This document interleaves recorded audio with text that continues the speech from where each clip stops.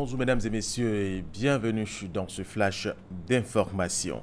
Le président du Niger, Mamadou Issoufou, en partance pour la Guinée équatoriale pour prendre part à l'investiture du président équato-guinéen a effectué jeudi un bref séjour en Côte d'Ivoire. Le chef de l'État nigérien et son homologue ivoirien, le président Alassane Ouattara, ont eu un entretien au salon d'honneur du pavillon présidentiel à l'aéroport international Félix Houphouët-Boigny d'Abidjan. Outre les relations bilatérales, les sujets d'intérêt commun, notamment la question de la sécurité dans la sous-région en Afrique, ont été abordés. Autre information, le ministère de la Santé et de l'Hygiène publique a désormais une cellule de passation de marchés publics. Elle a été installée hier jeudi par le directeur des marchés publics. Cet instrument de bonne gouvernance va permettre une meilleure gestion des projets et des appels d'offres. Serge Colliard. Une cellule de passation de marchés publics au ministère de la Santé et de l'Hygiène publique. Objectif, instaurer plus de célérité, d'équité et de transparence dans les procédures. L'équipe dirigée par Francis Kwasi-Kouman a été installée par le directeur des marchés publics. Nous attendons déjà des administrateurs de crédit qu'ils fassent confiance en la cellule, qu'ils s'appuient sur elle, qu'ils soient proactifs et que la cellule ait les moyens de mener sa mission.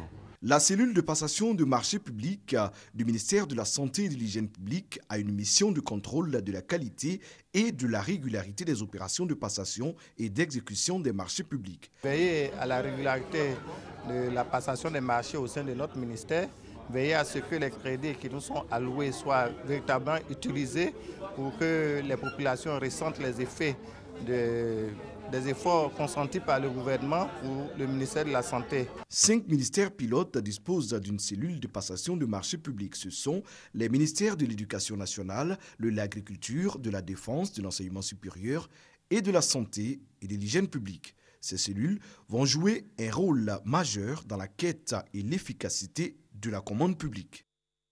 Serge Colliard, l'armée nigériane a annoncé hier jeudi avoir retrouvé une deuxième rescapée parmi les 219 lycéennes de Chibok kidnappées par Boko Haram quelques jours après la découverte d'Amina Ali, première jeune fille retrouvée vivante. Son nom, c'est Raluka. Elle figure au numéro 157 de la liste des filles enlevées.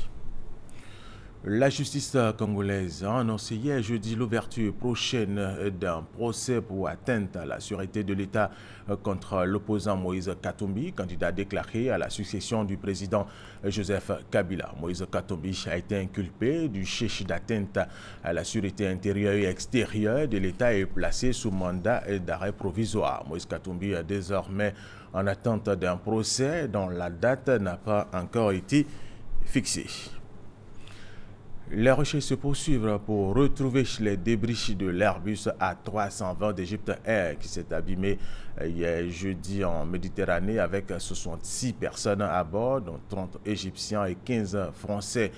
Toutes les hypothèses sont examinées, mais aucune n'est privilégiée parce qu'il n'y a aucune indication sur les causes. La France, l'Égypte, la Grèce et d'autres pays mènent ces recherches. Mais ce matin, l'armée égyptienne affirme avoir découvert des débris de l'avion. Et nous allons terminer avec cette information. Salah Abdel-Sam, suspect clé des attentats du 13 novembre, doit être entendu ce vendredi pour la première fois au palais de justice de Paris par les juges d'instruction. Il va être interrogé toute la journée par les magistrats antiterroristes qu'il avait mis en examen pour assassinat terroriste le 27 avril lors de sa remise par la Belgique à la France. Et d'autres auditions suivront ultérieurement. Et c'est la fin de ce flash d'information. Merci de l'avoir suivi. Je vous retrouve à 13h.